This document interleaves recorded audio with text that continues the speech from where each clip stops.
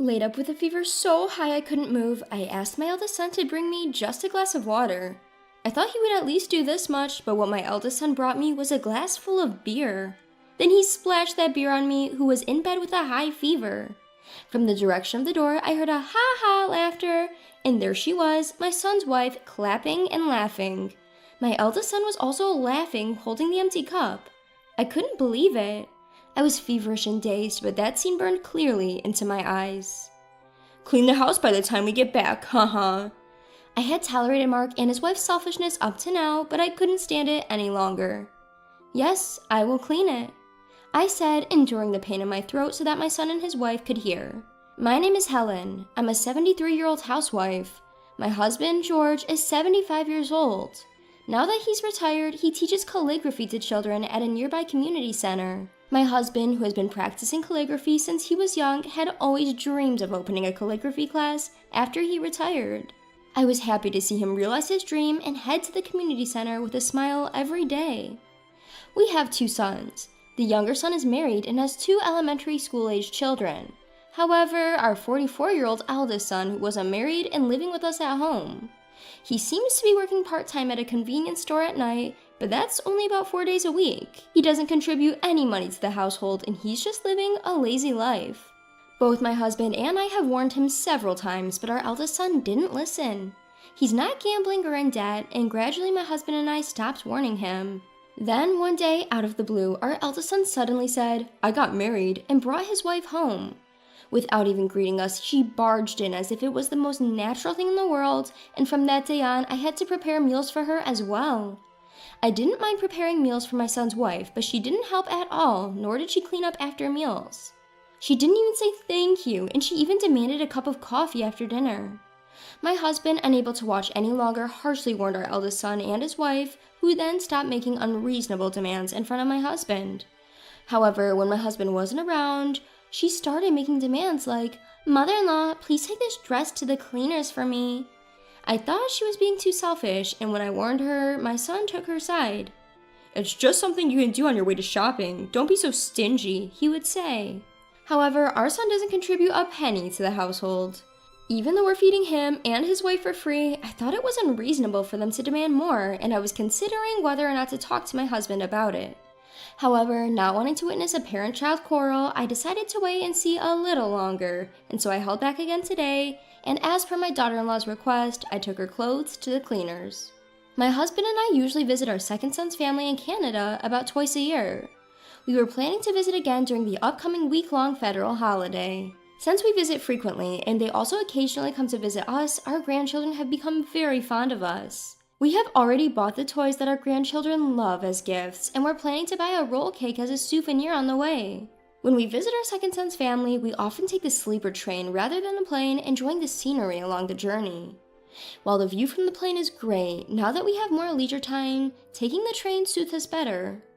The day before our visit, feeling unusually excited, I went shopping after seeing my husband off to his regular calligraphy class. On my way back from shopping, I stopped by a cake shop where they were selling handmade cookies. I figured the cookies would last longer than the cake, so I bought some for the grandchildren. As I made my way home, picturing the delighted faces of the grandchildren, it began to drizzle. I hurried home, but the rain gradually became heavier. I decided to stop by a nearby convenience store to buy an umbrella, but by the time I arrived, my clothes were soaked. I considered waiting out the rain at the convenience store, but not knowing when it would stop and wanting to warm up my chilled body in a hot bath, I bought an umbrella and hurried home. When I got home and was about to take a bath, my eldest son's wife came in and said, "Helen, are you about to take a bath? I have to go out now. Let me use the bath first." "Helen, please start preparing dinner early." And she closed the bathroom door. Even though it's not her house, I changed clothes and started preparing dinner, trying to ignore her. While preparing dinner, I started sneezing. It would be bad if I caught a cold right before our departure tomorrow, but my eldest son's wife, who had long been in the bath, did not come out for over an hour. The next morning, the day we were supposed to visit our second son's family, I woke up feeling sluggish. My throat hurt and my nose was running. When I checked my temperature, it was 100 degrees Fahrenheit. It seemed that I had indeed caught a cold in yesterday's rain. I told George to go alone this time because I didn't want to pass my cold on to the grandchildren. George suggested that we cancel the visit, but we already had the sleeper train tickets. We also had the toys we bought as gifts for the grandchildren, so I wanted George to visit our second son's family, even if it was just him. I gave him the cookies I bought at the cake shop the day before. Despite George's concern, I reassured him that it was just a slight fever and a minor cold, and that I would be okay after taking some medicine and resting at home. George usually doesn't talk much to our eldest son and his wife, but that day he told them I was feeling under the weather and made them promise to take care of the housework. After seeing off George with a smile, I was about to go back to bed when I heard my eldest son and his wife talking. Ugh, such a hassle. It's just a cold, right? But now that Dad's gone, we can be free for a while. I couldn't believe this was coming from the people who were living in our house without contributing to the expenses, but it was the usual for them. You do realize the only reason you're able to live here is thanks to your father, right? When I pointed this out, my eldest son Mark and his wife seemed to take offense, retorting, "We're doing you a favor by living with you in your old age." And that's right, normally everyone would hate to live with their in-laws, the daughter-in-law added. It's ironic, as they're the ones who moved in with us without being asked, yet they act as though they're doing us a huge favor. Despite feeling sluggish and wanting to rest early, I ignored their remarks and returned to my room. That evening, my daughter-in-law came into my room and woke me up. "Mother-in-law, you're not planning on skipping cooking just because you're feeling a little sick, are you? You know I can't cook, right?" Telling your mother-in-law to cook because you can't isn't something a 35-year-old woman should say.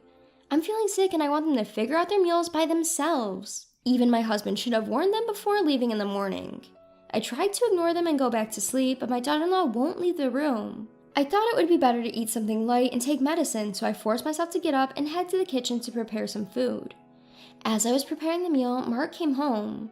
Despite seeing me in the kitchen wearing a mask, he didn't utter a word as if it was the most normal thing in the world. Not only that, but he also demanded, "Hey, the bath isn't ready yet." It doesn't matter to Mark and his wife whether I'm sick or not. Knowing they wouldn't listen anyway and wanting to rest as soon as possible, I finished preparing the meal and went to prepare the bath. When I returned to the living room, Mark and his wife were having a lively conversation while eating. "We're going on a trip abroad the day after tomorrow, so please don't spread your cold to us." Surprised by their sudden mention of a trip abroad, I ate a light meal in the dining room, away from the warm living room, as my daughter-in-law suggested. In the living room, the couple was excited about their upcoming trip abroad. Mark is taking time off his part-time job, and they're going on a 3-week trip to Europe. I hadn't heard anything about them going on a trip abroad, but I was grateful that they wouldn't be home starting from the day after tomorrow. On the morning of the day Mark and his wife were about to leave for their trip, my cold had worsened to the point where I couldn't get out of bed. When I measured my temperature with the thermometer, I had nearly a 103-degree Fahrenheit fever. I was thirsty, but my headache was so severe that I couldn't even lift my head. In this state, Mark came to me. "Hey, cook us some food. You can still cook even if you have a cold." Tears welled up in my eyes at the sight of my son telling his sick mother to cook. "Eat out," I managed to say. At my words, Mark frowned, but said nothing and started to leave the room. Before he left the room, I asked him to bring me a glass of water. I thought he would at least do that much for me, so I waited, but what Mark brought me was a glass full of beer. And he splashed that beer all over me, who was bedridden with a high fever. From the direction of the door, a loud laughter echoed. When I turned to look, it was my eldest son's wife, clapping her hands in amusement. In front of me, my eldest son Mark was also laughing, holding an empty cup. It was unbelievable. Although I was dazed with fever, that sight was burned clearly into my memory. "Make sure you clean the house before we get back, haha," I had tolerated Mark and his wife's selfishness up to now, but I couldn't stand it any longer. "Yes, I'll keep it clean." I mustered the strength to say loud enough for them to hear, despite the pain in my throat. After that, Mark and his wife cheerfully left the house. I didn't even have the energy to wipe the beer-soaked mess from my face, and I fell asleep as I was. When I woke up, I felt somewhat refreshed. With a groggy head, I remember being splashed with beer by Mark, but surprisingly, I didn't feel sticky at all. The covers of my beds were also changed. Just as I was questioning what happened, my husband George came in with a basin. Seeing me sitting up, he placed his hand on my forehead and asked, "Are you okay?" "Why is George here? Wasn't he supposed to be with our second son's family?" I tried to ask but couldn't voice it out. Noticing my confusion, George began to explain. He had taken a sleeper train to visit our second son's family, but he was worried about me and decided to return early. He didn't trust Mark and his wife to take care of anyone. Our second son's family also suggested he should hurry back, so he flew home. When he arrived, he found me lying exhausted in bed with a strange smell of beer lingering around. He quickly cleaned my face with a damp towel, tidied up the area, and cared for me while I slept for a full day. When George asked me what had happened, I tried to explain, but my voice failed me. The memory of being splashed with beer by Mark brought tears to my eyes. Seeing this, George brought me some water and said, "Sorry, I shouldn't have asked you now. Just rest for now." He then went to prepare me some porridge. It turned out he had prepared the porridge so it would be ready whenever I woke up. The kindness of George brought tears to my eyes again. Thanks to George's care, I regained my energy in about 2 days. When I told George what had happened while he was gone, his face turned stern. "I can't stand it anymore." Yes, me too. 3 weeks passed since Mark and his wife left for their overseas trip. While I was enjoying peaceful days with George, my phone rang. It was a call from Mark. "Here it comes," I said, pressing the answer button. "What the hell? Why is our house gone?" "Well, didn't you say to clean the house?" Haha. After I recovered from the cold, I told George everything about Mark and his wife's actions. How they forced a sick me to take care of things. How they threw beer on me who was bedridden with a high fever and went on an overseas trip themselves. After hearing my story, George muttered, "I can't stand it anymore." Until now, I had always been the one to calm George down, but after this incident, I didn't feel like pacifying him anymore, because I myself couldn't forgive them. Actually, my husband George and I had been secretly planning to build a new house without telling our eldest son and his wife. The house isn't finished yet, but we moved into a monthly rental apartment and sold our house in order to stun them with the news. We had been told that someone wanted to buy our land to build a shop, so the sale happened quickly. Originally, we had planned to keep the old house for our eldest son and his wife, but after the way they treated us, there's no need to consider them anymore. The place has already been turned into an empty lot, so they must have been shocked to find the house gone. The new house will be completed in about 2 weeks. A carpenter we know has allowed us to store our belongings and furniture there in advance, as we've explained the situation to him. We dispose of all of our eldest son's and his wife's belongings. When we told him this, our eldest son shouted, "Are you kidding me? I'll report you to the police." His wife was also yelling in the background. At that moment, my husband George took over the phone and I switched it to speaker mode. He said to our eldest son in a low voice, "Go ahead, tell the police. I'll tell them too. You guys threw beer at your sick mother and then went on a vacation abroad. You even forced her to do housework while she was sick. Who do you guys think is a bigger sinner, you guys or us for disposing of your things?"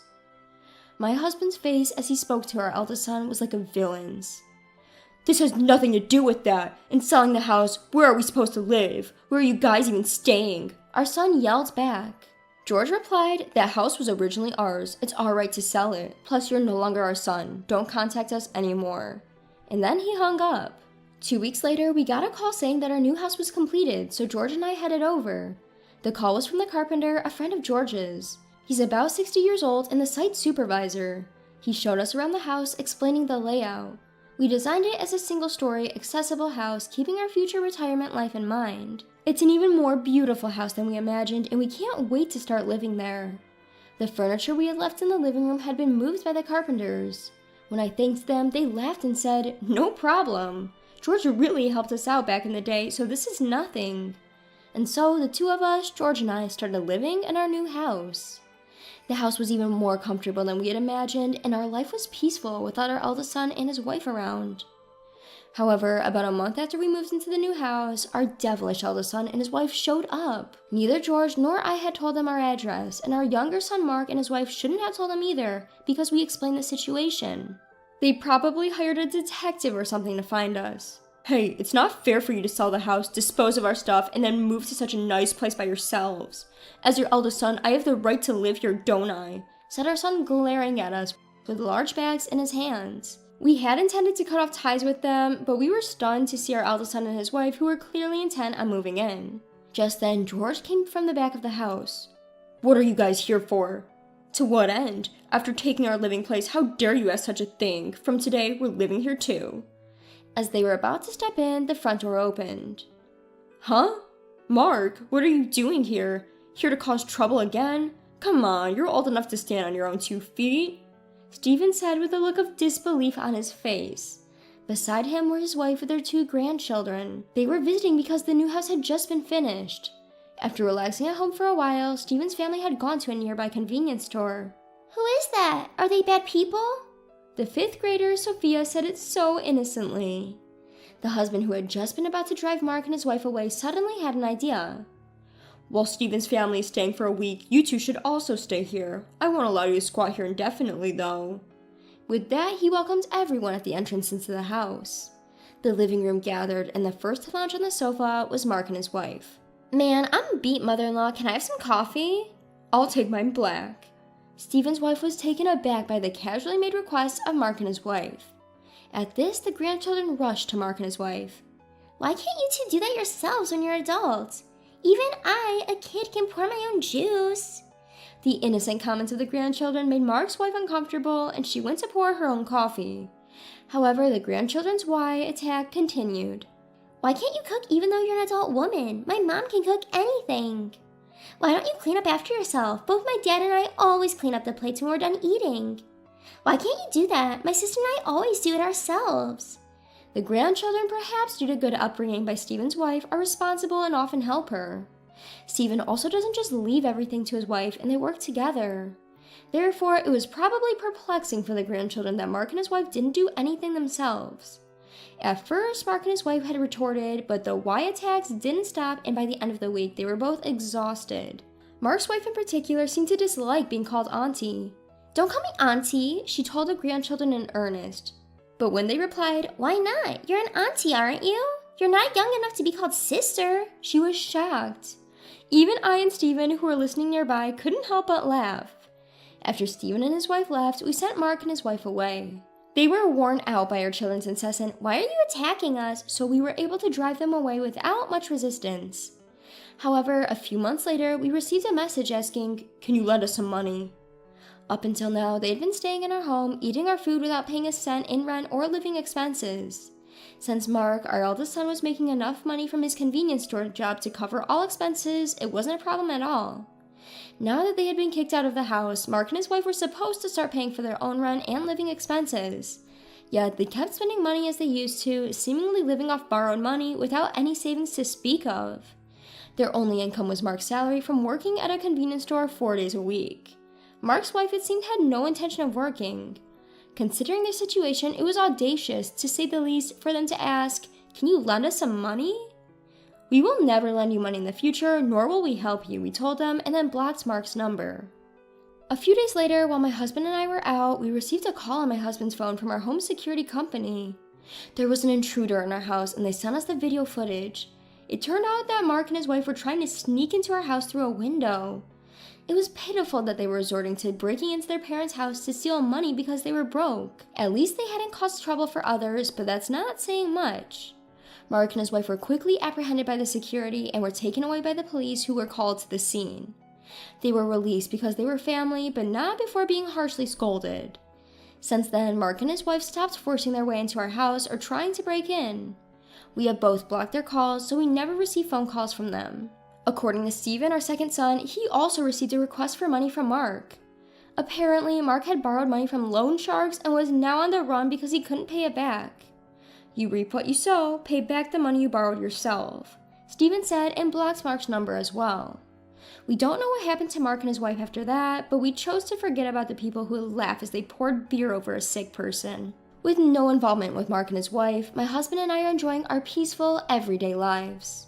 My husband used to teach calligraphy classes at the nearby community center, but now he teaches at home in a room we designed for that purpose. When Stephen and his family come to visit, the grandchildren and other children take calligraphy classes together, and they seem to be having a good time making friends. I am grateful for these peaceful days, and am making the most of each day.